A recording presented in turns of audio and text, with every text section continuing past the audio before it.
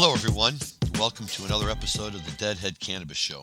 I'm Larry Mishkin of Mishkin Law in Chicago, and it's always going to be hard to top a show with David Gans like we had last week, but this being the Deadhead Cannabis Show, there's never a shortage of stuff for us to talk about, and the three of us, that being myself and my two co-hosts, Rob Hunt and Jim Marty, have a whole list of things to talk with you guys about today. Some new action on federal legalization, as well as a bunch of stuff in Grateful Dead history that all happened right around this time of year and is worth mentioning, as well as a quick shout out to the memory of Bob Matthews of the Grateful Dead family who passed away recently, and we haven't had a chance to talk about that yet.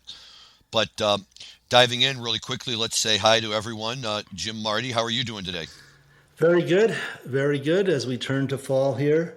As I think it was in a song sometime, summertime gonna come and go, my oh my. Seems like just a few weeks ago we were out there in our t-shirts enjoying Phil and friends, and now we're getting a dusting of snow in the mountains here. Okay, it's that time of year. And looks like he's back in California and living life down there the good way. Rob Hunt, how are you, Rob? I'm great. I'm in the land where we never get dustings of snow in San Diego, so it stays summer all year long. So despite what U.S. Blues may say, it's summertime, stay and stay, my oh my. All's good. Looking forward to another fun episode today. Fantastic. Well, let's dive right in, and let's swing right back to Rob, because we are going to talk today about the Hall of Flowers. Rob, if you could give our listeners, those who may not know what the Hall of Flowers is, a quick background on it, and tell us how this year's show went. So, first of all, I didn't go to it this year, but I will say that everything I've heard from the people that attended was that these guys once again just delivered. The team that puts on Hall of Flowers puts on such a unique event in cannabis, and anyone that hasn't gone to it should absolutely make it a mission to at least try to attend at some point. It's really like a one-of-a-kind industry event where it's a true business-to-business show where it's designed to really, make brands and retailers get to know each other, get to understand the product mix, really see products instead of see what people want to put in front of like their MJ Biz style booth. This is a booth that people have where you go there, you purchase, you use, you consume, you trade tips, you trade war stories, what's happening in the trenches. But it's a totally different style vibe where it's really like there's no suits at this show. It's really just the guys that they're in the trenches making your products. So every year in Santa Rosa they do it in the fall. They usually time it right around harvest season. But Hall of Flowers again just finished up a couple days ago, and by all accounts it was just absolutely fantastic. Have either of you guys made it out there or not yet? Huh? No, but from what you're saying, I think I should look into it. As do I. I've never been to Hall of Flowers, but I would love to get out there. Just the way you make it sound, Rob, it's making me wonder why I haven't been there 3 times already. So come next year, I'm going to try and rectify that, and maybe we can even tape an episode from Santa Rosa. Yeah, that'd be super cool. For everyone out there, take a look at hallflowers.com. There's some great images on their gallery. There's a lot of information about the show, so definitely love to plug the guys that are doing cool things in the industry, and those guys are definitely doing something that's really special. So definitely give them a check out. Okay, very good. So the Hall of Flowers in Santa Rosa is the place to be, and give us something to look forward to report on next year. Thank you for that, Jim. Right before the show started, you were giving us a quick rundown a little bit on what's going on with the status of the Safe Banking Act and new ways in which Congress seems determined to try and get it passed. Yes, surprised to have a article cross my desk a couple weeks ago that the Congress had passed on a voice vote, and it was attached to a Department of Defense funding bill.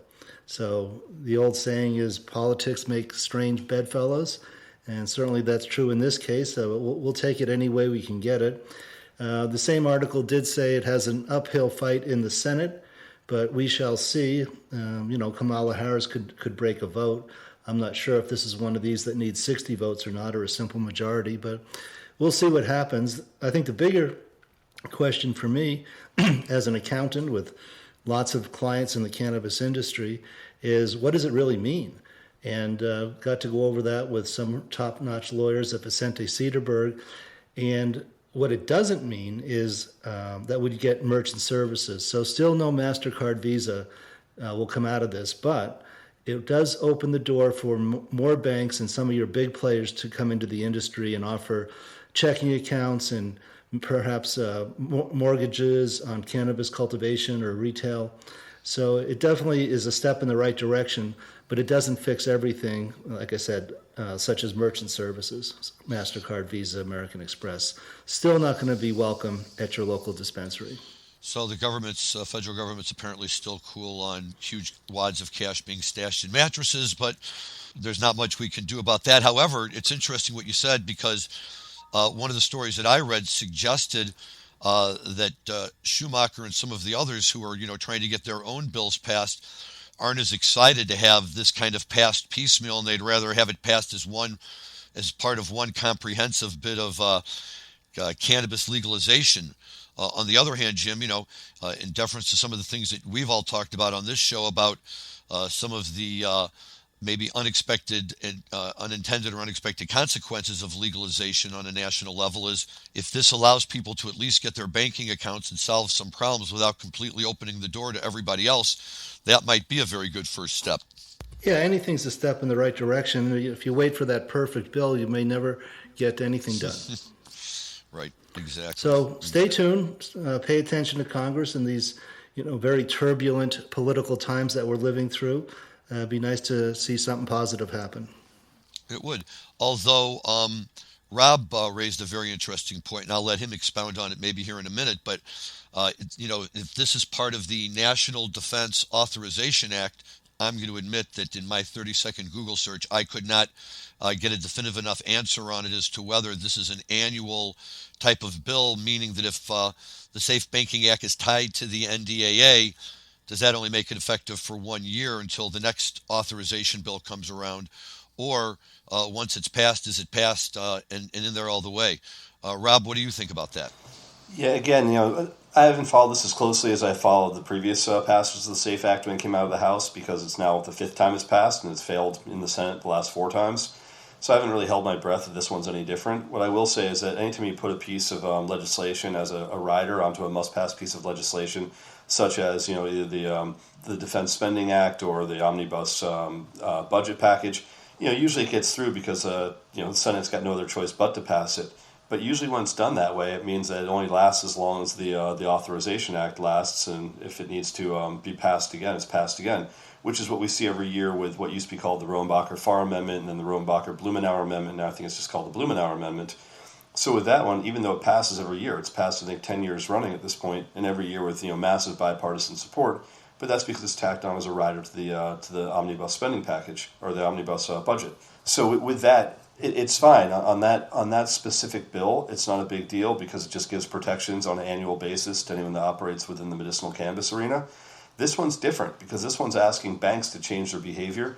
And to get Bank of America and Wells and Chase and B of A, or JPM to actually change what their policy is going to be on a long-term basis, you have to give them more than just 1 year of comfort. If you say to them, like, look, this is only good until next year, they run that up their flagpole to compliance. Compliance is going to come back and go, guys, we're not changing a global policy on a 1 year piece of legislation. We have no idea if it's going to pass next year. So until we actually have real comfort that this thing is passing for the long term, and that's why I think I've yet to see an article that can definitively say one way or the other. I'd be wary about the passage of this anyway, of whether or not it even really means anything outside of just a symbolic victory in Congress and the Senate to say we got banking passed, but it's not going to change the attitude of the big boys in the process. Yes, and to Larry's comment about mattresses stuffed with cash, actually we're 10 years ago that was true, but a lot of credit unions are accepting cannabis clients. Our company gets paid 99%, 99.9% with checks these days. So the local credit unions are jumping into this space and filling it out. It is expensive to have a checking account in the cannabis industry, $1,000, $3,000, $5,000 a month, depending on your volume. The issue there is that if a credit union does decide to get into this industry, they've got to build their own internal compliance department, and it's very expensive for them. So they're just passing along the cost of compliance onto their customers. So that's where we're at with banking. Bridge West and Vicente Cederberg today did a an hour-long webinar on it, which the links to that can be found at our Bridge West website if anybody wants more details on the current state of banking, lending, and investing in the cannabis industry. Yeah, and again, that's kind of a distinction without a difference as far as the way the banking is working right now, because there are enough financial institutions that are banking cannabis clients. So it's not really a question of whether or not you've got access to a bank account these days. Anyone that's relatively savvy in the cannabis space should be able to get a bank. The bigger question is access to leverage.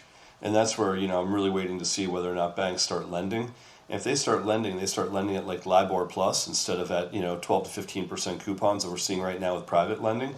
That's going to make a huge difference in the growth of the industry, because there's nobody right now that's got access to really cheap capital. Even the biggest guys, even the GTIs of the world, when they raise money at 7% coupon, that was considered to be the cheapest capital we've ever seen. But that's still 5.5% above prime. So that's where we're waiting to see whether or not the banking changes and whether or not the Safe Banking Act is going to make a major impact. Yes, very good points, Rob. We're hoping to close on a first mortgage for a cultivation on the East Coast here from a bank right at what you were talking about, 7%.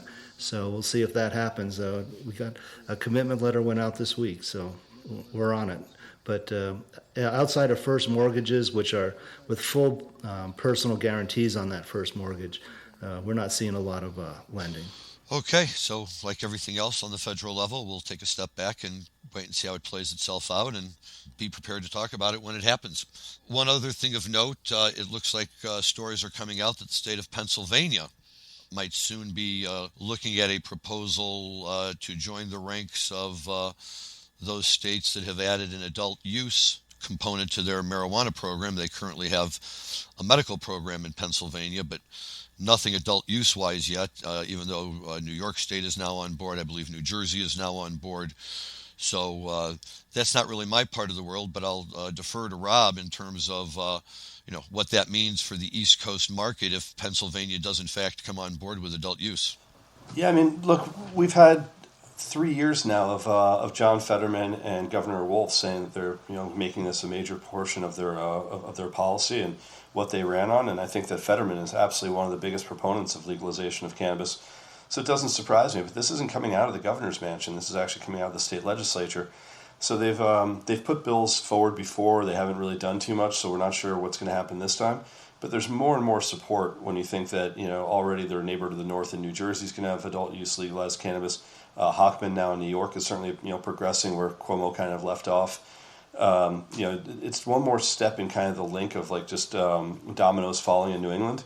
So it's been expected for a while that Pennsylvania is going to move, but if it does, I mean, look, that's a 10 million person state. That's one of the 8 biggest states in America in terms of population.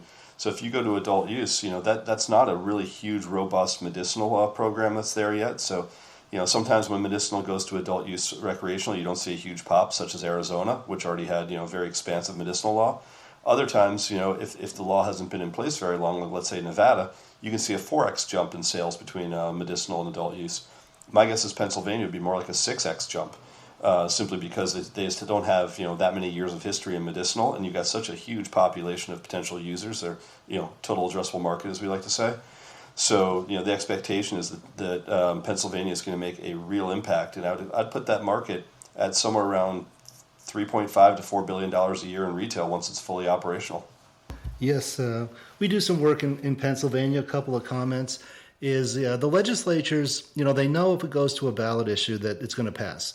So, they get out in front of it by crafting the legislation that they want in their state house. So it is interesting to see more and more of these adult use initiatives coming out of state houses and not ballot initiatives. One point. The other is, the medical program in Pennsylvania has been very successful on the cultivation side. There are some enormous cultivation sites in Pennsylvania. I'm talking 250,000 square feet. So if and when they do get medical, they won't have the same problems that Massachusetts has per se of not enough product. I think they'll have enough cultivators built into the medical program that they'll be able to supply the adult use too. So that's my 2 bits on Pennsylvania. Very good. Like everything else, we'll see what happens there, but I think there's always room in the market for another state, and a state like Pennsylvania to generate those kind of returns would be very impressive, and also a big boost for the market. So with all this going on the marijuana side, we could certainly keep talking forever, but there's just as much on the Grateful Dead side, and I think that we would be remiss if we don't pivot right now and dive into some of it, because it turns out this is really a very fruitful time for the Grateful Dead and their fans.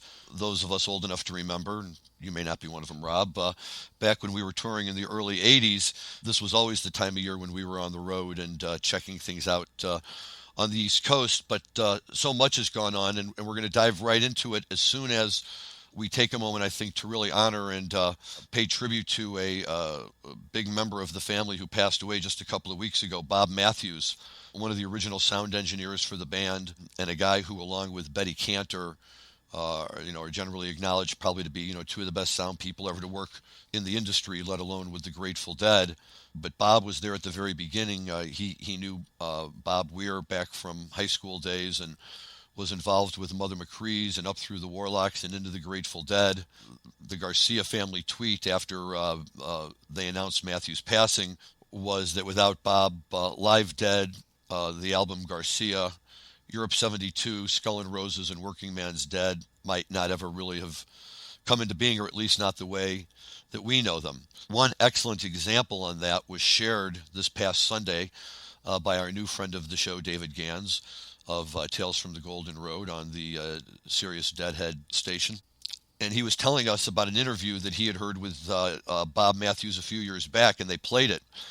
And Bob Matthews is like a kid in a candy store explaining how the studio that they went to at the time to record in the San Francisco area had a Studio D that was all the way in the back, and nobody ever wanted to go into Studio D to record. Everybody wanted to be in A and B, which was right up front. But he and Garcia and Kreutzmann went back into Studio D when Garcia was getting ready to start recording the Garcia album and was still fiddling around with some of the tunes. And he said they went in there and they got everything all set up, and at one point Garcia walked over and sat down and started playing the piano. And he said, this room wasn't very big, so the piano was literally right up against the drums, and he was noodling on the piano, and Kreutzmann was noodling on the drums. And, after a couple of minutes, they found this groove that they really played, and they really played out, and it ultimately became the foundation for the Wheel. And they played it, and when they were done, Matthew says that Garcia turned around to him and said, "Bob, tell me you were recording that." And Matthew's response was, "Damn, Jerry, you don't know me well enough to know. Of course I was recording that."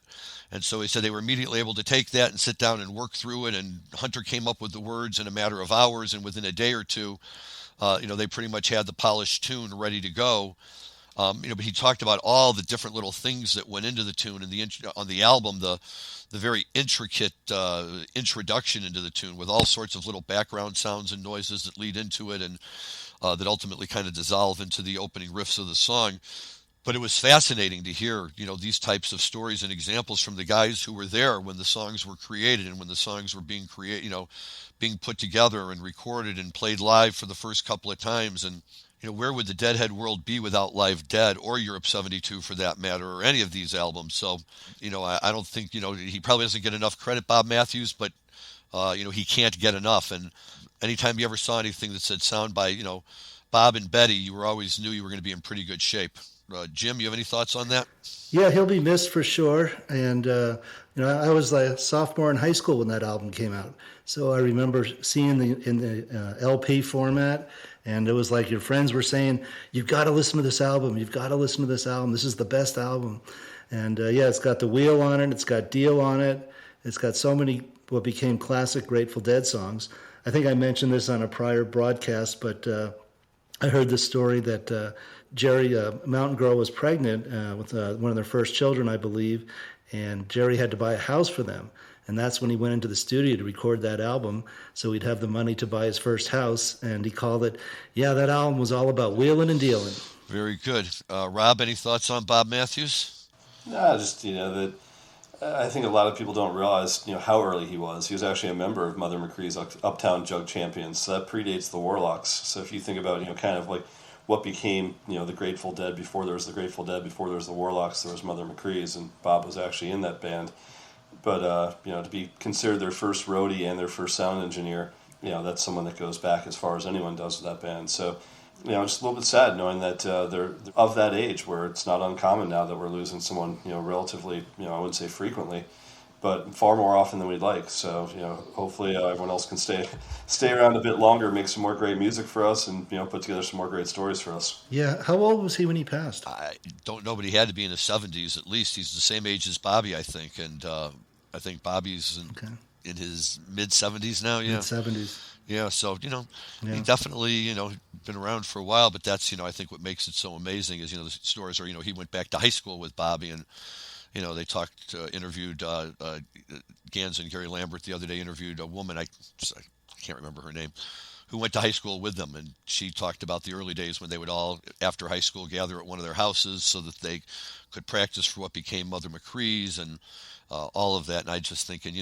we never had anything exciting like that going on at my house after school, but I guess you just have to be in the right place at the right time. But yeah, Bob Matthews is definitely someone who will be missed, and I would say to newer and younger Deadheads, if you're not really following this conversation entirely, you should really make it a point to read up on Bob and go back and listen to some of these albums that we're talking about, which really form, in my opinion, the basis of who the Grateful Dead are and what they're all about. And you're doing yourself a disservice as a Deadhead not to know who Bob Matthews is and the role that he and Betty Cantor played in helping the Grateful Dead create their sound. Yes, and if you can get it in the LP format, to enjoy the beautiful artwork on the cover of that first Garcia solo album. Yes, that's true. I'm always a fan of the vinyl for the cover art, but that's a good one as well. So, speaking of getting on, I happened to see some of the Phil Lesh shows here in Colorado a couple weeks ago.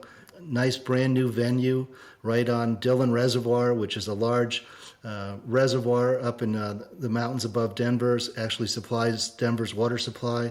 They built this venue a couple of years ago, and then of course nothing went on in 2020 because of COVID, and it's open now. And yeah, beautiful little amphitheater. It's kind of like a mini Red Rocks it holds about 3,500 people. Very low key, no security to get in. Just walk right in and scan your ticket. Nice big pit in front of the stage for dancing. And a very nice feature is if you're down low and you are on the dance floor in the pit, they have bathrooms built into the side of the stage, so you don't have to hike all the way up to the top of the stairs. But great shows. Broke Down Palace for an encore. I was really impressed with Graham Lesh. He has a beautiful voice. I had never seen him live before. And he guess what? He knows all the words. So great shows. And then Vail the next night, which we missed. And then Saturday was Lyons, Colorado, 5 miles from my house. I personally didn't get there because I had a wedding I attended, but our son Jack and a big crew of his 10 friends all piled into my Suburban and drove the 5 miles from my house over to Lyons, Colorado, where they got an Uncle John's band. They got a Eyes of the World that went on forever. They got a something. What's that song? Marbles? Something Marbles? King Solomon's Marbles? Yes. That was the encore. King Solomon's Marbles into Touch of Grey for the encore. From Blues of Farrell. Yeah, Phil plays that. Well, they had, I guess on Saturday night, she stole the show. Holly Bowling was on keyboards. And I've got a great Holly Bowling story. And so, yeah, I was up at Dillion, very intimate. I mean, we could touch the stage. So she's a great keyboard player. She tours on her own with a grand piano. She's a classic pianist. And she always wears her signature little baseball hat, And so she comes out on stage at Dillion, and I'm yelling, hey, Holly, hey, Holly. I'm trying to get her attention because I actually met her after a Fish show on Shakedown Street, after a Fish show at Dick's a couple years ago. And I recognized her because of her signature cap that she always wears. And we stopped, and she chatted. I said, hey, how you liking the Fish shows? She goes, oh, a classic line she tells me, Trey will be Trey, she said. So I actually got to meet her a couple years ago. So I'm up at Dillion. I'm 20 yards away from her or less. And hey, Holly, I'm trying to catch her eye. And I didn't. But then some guy comes over to me. He goes, how do you know Holly Bowling? So I told him the story of how I had met her at Shakedown Street after a Fish show. And And he goes, yeah, I'm torn with her. My best friend is her boyfriend, and we're torn with her. So yeah, that's really cool that you got to know Holly Bowling. So that's my Holly Bowling story. But I guess she stole the show on Saturday night. I guess she just tore it up. But yeah, Phil looks good, 81 years old, very thin, but he seems to have a good energy level. He was dancing, he sang, his voice was very strong, singing, of course, with Graham and backing him up. And I forget the fellow's name, a local Denver musician, Berkeley-trained guitar player, played lead. And Graham was so cool, he actually kind of imitates Bobby's style. So when the guy doing lead was stretching out, he was like filling in the middle the way Bob Weir does. So wonderful Phil shows, and now he is off to the New York City to do a big run of shows at the Capitol Theater. Correct, and I will be there October 11th, 12th, and 13th, which are the first 3 nights of that 9-night run. And for those 3 nights, it will be the quintet. He'll be playing with Warren Haynes, Jimmy Herring, John Molo, and Rob Baracco on the keyboards.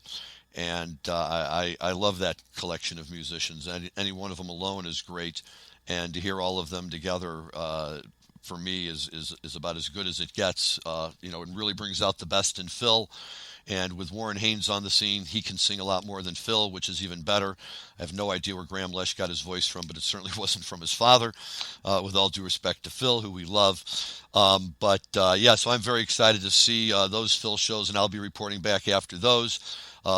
We did have a couple of Dead & Company shows here a few weeks ago at Wrigley Field, which were very, very good shows. And, as I tell anyone, on any given night, who doesn't want to go out to Wrigley Field with, 39 or 40,000 of your, nearest and dearest Deadhead buddies, and just sit around and, and watch the guys who wrote it all perform it. While it can be a little frustrating sometimes to see the way Bob kind of reinvents Jerry's tunes, and I just have to say, we talked about this a little bit with David Gans last week, but I'm listening to all of these Bobby tunes when I'm driving around that he just never is playing. When was the last time they played I Need a Miracle? I just don't remember. When was the last time they played My Brother Esau? When was the last time they played Victim or the Crime? When was the last time they played any of these Bobby tunes? And they're his songs. I'd like to hear his songs a lot more, but we got what we got. It was all good, and another run with Dead & Company, so that was fun as well. Well, as we mentioned, we have a 4-night run of Dead & Company coming up here in Colorado with 2 shows at Red Rocks and then 2 at Fiddler's Green. But Rob, you got to see Trey recently with the Trey Anastasio Band up in Boston. How was that? It was great. It was a full reunion of a bunch of old friends I hadn't seen in a long time that all happened to converge on a venue for a night. So if nothing else, there could have been nothing playing. It would have been a great night. It just happened that the accompanying band was Tab, and it was fantastic. The Sand that night was amazing. Most of what they played was super tight, so it was really fun. But it was for me more fun to be outside on a Boston summer night next to the water at a venue that I've told you guys about before called the Bank of America Pavilion. So really fun. Trey is definitely at the top of this game. Jennifer Hartswick, as always, kind of stole the show for parts of it. There was a father-daughter trombone team that was just absolutely crushing. So, it's one of the things I love about Tab, and I love about a lot of bands. And any band that has a horn section, I'm usually okay with. And Tab certainly has got one of the best ones in the business. So it was a lot of fun. Right. Jennifer is the trumpet player, correct? Well, she is. And when I lived in Burlington, I'd go see her every Wednesday night at a little bar called Red Square. So I've been seeing Hartswick play for a long, long time, and it's great that she has such a huge audience now of Fish fans that really follow what she does professionally, because it used to be just kind of a local musician that would play around Burlington, who now just has a great national following. Huh. And is that how she met Trey? It was back in Burlington?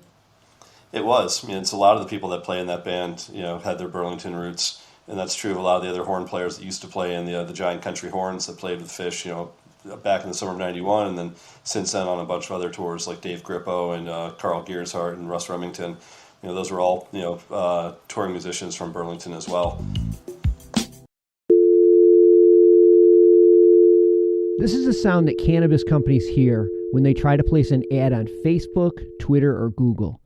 The tech overlords' arbitrary discrimination against our industry is unfair, But until they change their restraint of trade policies, we need an alternative way to share our message with our customers. Cannabis podcasts are one of the last advertising platforms not controlled by the tech monopolies. And for as low as $9.99 a week, cannabis companies have the freedom to play their uncensored commercials to customers around the world. Don't let the tech bosses dictate how you run your business. Go to PodConX.com, that's PodConX.com, and for just $9.99 per week, you can go from this to this.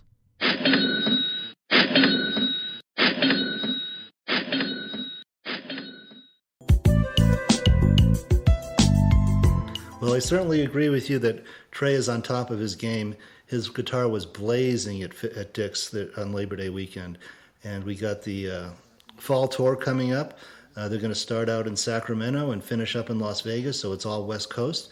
I've heard some good things about the venue they're going to play in Sacramento, that it has big garage doors that can open and get some good air going through there. Rob, what do you know about that venue? Very little, actually. I don't know very much about it at all. Yeah. I guess it's the first time Phish has played Sacramento in about 25 years. Well, although they just played Shoreline, right? So, I mean, and they were going to play Reno, so they're in the general area. Yeah, that's what I was going to say is, Tahoe for the last 10 years has really been their spot, so it doesn't surprise me Sacramento's taking a backseat to playing Tahoe. Mm-hmm. Well, a comment I would make is, Trey is actually following in Jerry's footsteps in a very substantial way, in that, one of the reasons for the Jerry Garcia band and the corollary is to the Trey Anastasio band, is Jerry would say, hey, if the Grateful Dead are not going to play for 3 or 4 or 5 weeks, I'm going to lose my chops. And so that's what was one of his founding principles of the Jerry Garcia band, is playing those smaller bands. He liked playing in the bars because he got paid in cash, and we all know where that went. But similar now, Trey, when Phish has 2 or 3 or 4 weeks off, he's back out playing, not losing his chops, staying on top of his game by playing with the Trey Anastasio band. So very interesting how similar those two people are in so many ways. Yeah, certainly. Both very devoted to their craft, no question about it.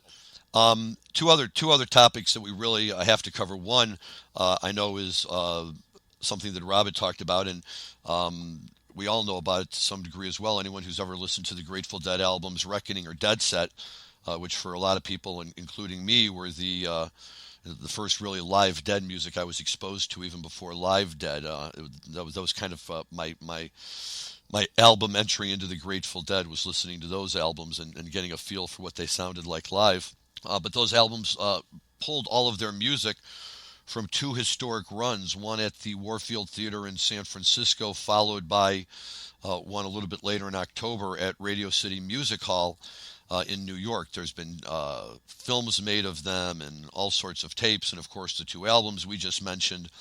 But that was 41 years ago. 41, but that's right. But it was a combination of Radio City and the Warfield, and the run that just started was actually the Warfield in San Francisco. But that was in 1980. They did a really unique format where they played 1 set of acoustic and then would come back out and play 2 sets of electric. So you really got to see everything they were doing, and there's a lot of songs they never played electric that they would play acoustic that were always a lot of fun to listen to. So obviously they threw some electric songs in that they played acoustic instead, like a Ripple or a Bird song. But a lot of songs were were just Grateful Dead songs that they played on the as an acoustic ensemble. So really unique. And I never got to see the Grateful Dead play acoustic. I got to see Garcia Band play acoustic a handful of times, or with Garcia Grisman, which is always amazing to see Jerry play an acoustic guitar. But to have those runs of however many shows between the East Coast and the West Coast, where you got just a handful of really terrific stuff that I think all of us as fans probably spent years of our life listening to those acoustic tapes. And I think we have a little bit to listen to, which is not what I recently listened to out of my barn. I recently checked out the video of Ripple from that run. But what are we going to listen to today? I think as far as the acoustic, maybe we'll play a little bit of the Monkey and the Engineer, just because it really gives a great sense of kind of Garcia's picking and kind of the playful picking that he would do during that song. So after 2 relatively humorous and playful verses, you had a really nice Garcia solo that was just pure Jerry on the acoustic. So let's listen to that for a quick second.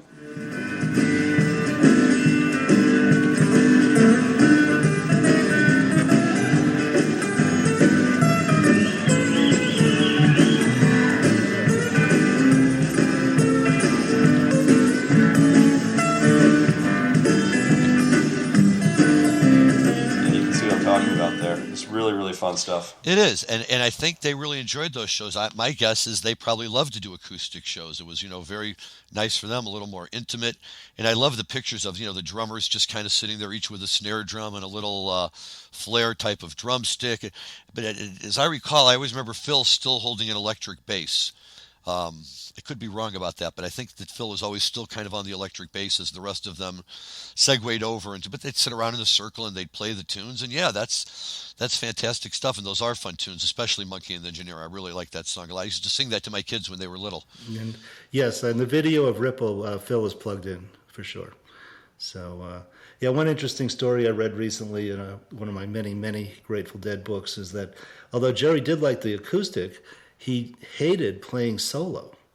So he very rarely played solo. He liked to have John Conn or somebody else on a stand-up acoustic bass if he was going to do an acoustic set. But he really did not like playing solo at all. Very interesting. I didn't know that till I came across that in a book recently. No, I'd never heard that either. But think about it. How many times have you seen him solo on stage? Never that I can recall. He was always with one version of a band or another, I think. So In fact, the story I heard is that after one set solo acoustic, he came off the stage and he yelled, "Get me John Conn!" And they said, "John Conn's on the West Coast. You're in New York. We can't do it." They sent a plane for him and brought him back, I bet. The other thing about these Warfield and Radio City Music Hall shows that I really love, especially Radio City Music Hall. I just remember looking at all the pictures of, the Deadheads who were camping out along right outside the entrance of Radio City Music Hall and all down the street, for like a block or two or three, deep off the wall of the building. And, for basically about a week and a half, they just held court there as the Dead played their sets. I'm sure they had a similar scene out in San Francisco near the Warfield as well. But, that's kind of fun that, they put up big fancy signs over the entrances to both of the theaters and really, certainly in the case of the Warfield, really kind of turned them into almost like little Dead museums and places to just go and learn about the Dead. And I will just give a quick shout out to a friend of the show, Jay Blakesberg, Dead photographer who's been kind enough to be on 2 episodes with us, who, as I say, posted this. And he's got a really great photo if you find his post on Instagram. And, it makes you realize just how long ago this really was. It's a picture of Garcia on stage, and it's striking. It's just striking to see how thin he is. Even in 1980, I felt by the time I started seeing them in 82, that he was already a pretty heavy guy, and certainly by the end, he was very heavy. But this is just a great photo of him. I mean, he looks healthy, he looks thin, he's wearing a Mars Hotel shirt, and, he's clearly having a good time. So if you have a chance to check out Jay's post on Instagram, I would do that as well. And anytime Jay posts anything, it's always well worth seeing. Any other thoughts on that, Rob? Just, I think it's worth going back and listening to all those acoustic shows. You got songs that you never heard and otherwise, as I said, and you even got some Bobby Weir tunes like Heaven Help the Fools being played during that period. But you had like I've Been All Around This World and Dark Hollow and like Dire Wolves, all of them being played acoustic. So, because we're airing this show on October the 3rd, that was the show from the Warfield that we picked to kind of feature today. But there's some great stuff there. And the other cool thing about it is if you have listened to Reckoning or you have listened to Dead Set, every song from those was taken from, one of those nights. So you kind of have to go back and look at the track listing and see which night it was recorded and then go back and mix and match because there was a handful of different things that were pulled for both. And, much in the same vein that they did the shows in, the Reckoning was basically one long acoustic set and Dead Set was, two full live sets. So, really cool. And if you remember, talking about album art, if you remember that one, what made that album art was so amazing is you'd open up the double disc and it was the Golden Gate Bridge essentially connecting to the Brooklyn Bridge with kind of like Grateful Dead world in between, which was always a really cool idea of bridging east and west with Grateful Dead fans and the venues they played in to make those albums.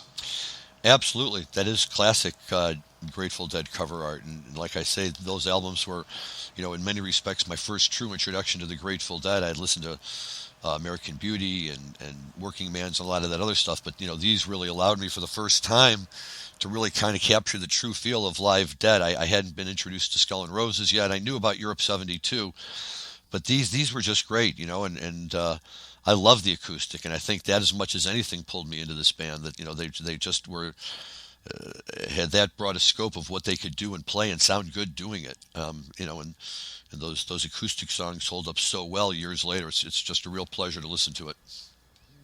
Yeah, Dead Set and what was the acoustic one? Reckoning. Both, big part of my world in the early 1980s. Out of college, setting up my first expensive stereo, listening to those albums over and over, and they're still classics. Always good stuff. I think those were some of the first albums they played on Arista. So that was, the Clive Davis years. So if you think back to, we used to play for Silver, now we play for Clive. It's the sort of transition from old record company to being really heavily recruited by Arista and Clive Davis.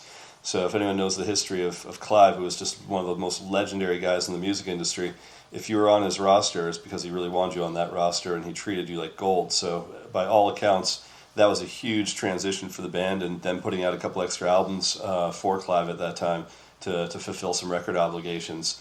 Boy, are we lucky that that's the way it happened. Right.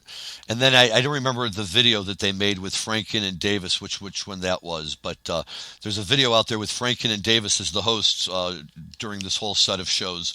And all I remember is at the beginning, Brent is still new with the band, and they can't get any of the band members to talk to them, so except for Brent.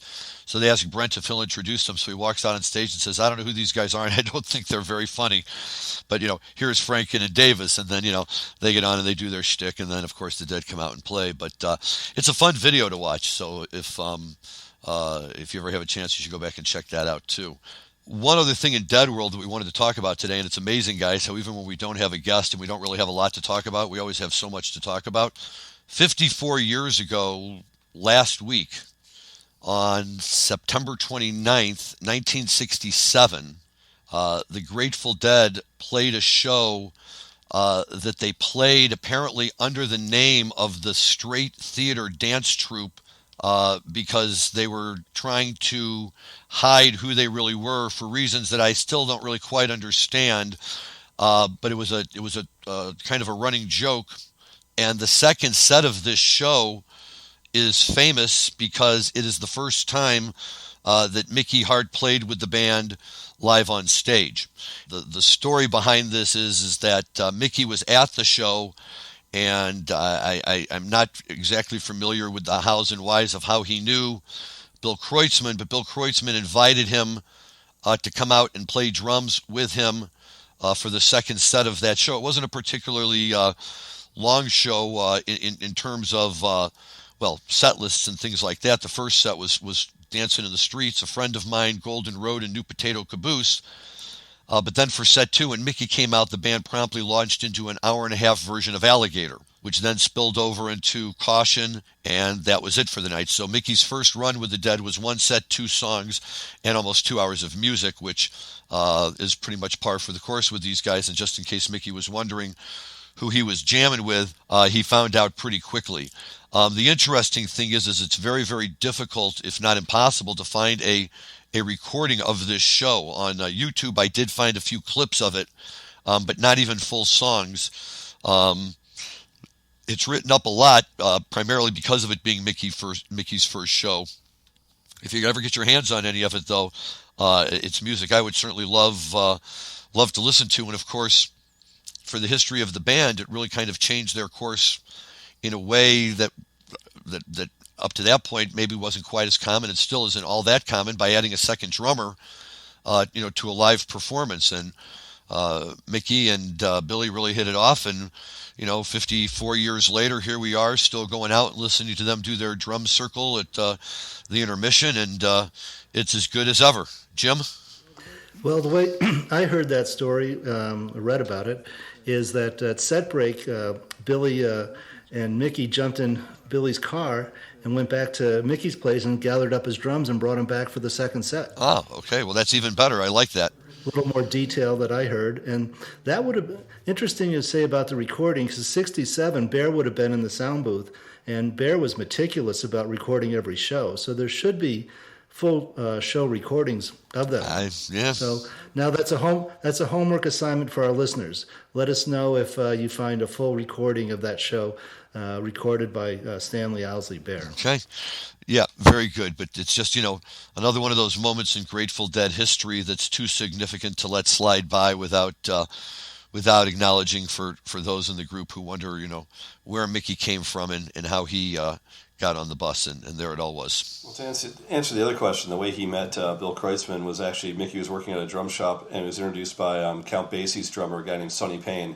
So that was the introduction, and then they became friends soon after that, and Billy invited Mickey up to that show. So it was technically through Count Basie, who came into the drum shop Mickey was working in. Right. And the drum shop was owned by Mickey's father. Yeah, I think that's right.